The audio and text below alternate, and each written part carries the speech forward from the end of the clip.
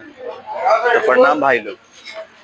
सुबह सुबह के टाइम रहा हमनी के घर से निकल के बैकुंठपुर क्षेत्र से पूर्व विधायक माननीय श्री मनजीत सिंह जी के निवास पर पैनी सन। तो आज बहुत ही खुशी के दिन बा जौन की टिकट के जौन कन्फ्यूजन रहा कन्फ्यूजन दूर हो गए पावे।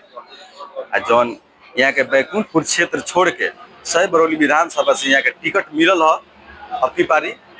यहाँ के सह बरौली विधानसभा से यहाँ के चुनाव लड़तनी जौन की टिकट मिलल है तो जनता दल यूनाइटेड यानी नीतीश माननीय श्री नीतीश कुमार जी के पार्टी से यहाँ के टिकट मिलल है।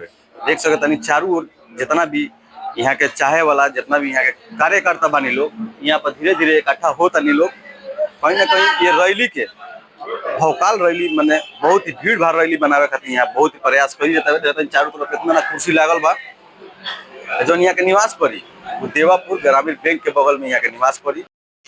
का नाम पड़ी राउर? हमार नाम पड़ी शिवजी सिंह। भाई विधायक जी के टिकट मिलल बा पर दो चार गो बात को है। हां कहम ना बोली भी टिकट मिलल बा तो खुश बानी? हां खुश बानी हमनी। विधायक जी के बारे में सब जनता खुश बा। विधायक जी कैसन बानी? विधायक जी ठीक बानी हमनी के। ठीक बानी। काम करे नी बैकुंठपुर में काम करनी है हो जाइल बानी तो काम करे।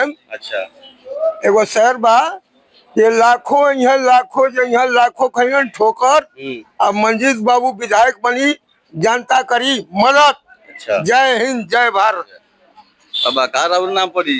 हमार नाम परमेश्वर पटेल। झंडा ले घुमतानी टिकट मिलल हवे विधायक जी के तो का कहे के का बा सारा लोग खुश बा। खुश बा। अच्छा घर बता दे और बाने बोया जापो टोला गाँव चनर मसर में पड़ला ना मनुरे की। अच्छा आई कौन पार्टी के झंडा ले बनी? आई मंजीत बाबू ना नीतीश जी के पार्टी के झंडा ले बनी। तीर सब मिसाल में विधायक जी के वोट देम कि ना? एकदम देंगे यहाँ बम्पर वोट बा पूरा सपोर्ट बा।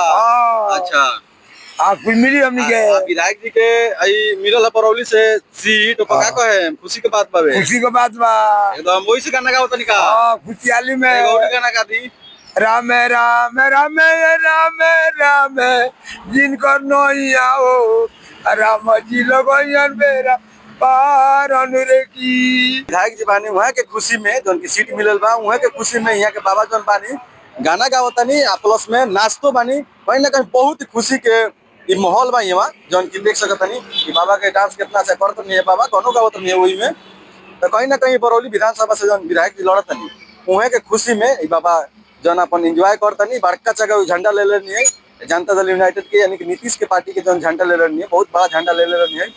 तो विधायक जी तो अभी आवास पर नहीं थी विधायक जी कहीं गइल बानी एक वजह से हमनी के प्रयास करम सन कि इतने वीडियो डाले के तो लोग अगर वीडियो अच्छा लगी तो वीडियो को थोड़ा शेयर करब लोग। बस जय हिंद जय भारत।